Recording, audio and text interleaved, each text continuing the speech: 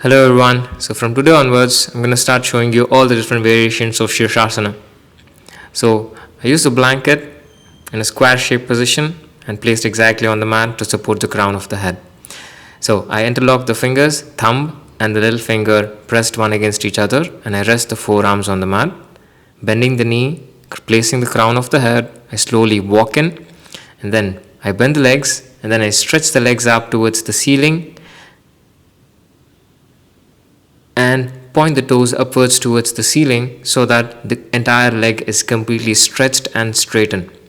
You may feel like you're going to lose balance, the legs may drop in the front or the legs may move back. It's quite natural. In order to stop this, you got to tighten the buttock muscles, tighten the knees and the calf muscles, and stretch the toes up towards the ceiling.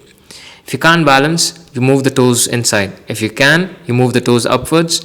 It's very essential that you keep the abdominal muscles pulled inside and tighten the buttocks and then stretch the toes. And then here, you try to balance. You start with a couple of seconds from 5 seconds, then you extend up to 30 seconds or 30 minutes. If you want to come down, then you bend the leg, thighs to the ribs, and then you drop the knees down, and then you sit in Shashankasana. Just relax the neck a little bit so that in case if you had strained your neck, everything is going to be back normal, and then you sit up. So this is the first of the first 5 variations of Shirshasana. So if you do like it, give a thumbs up and share your views in the comments below. I'll see you in the next one. Bye bye.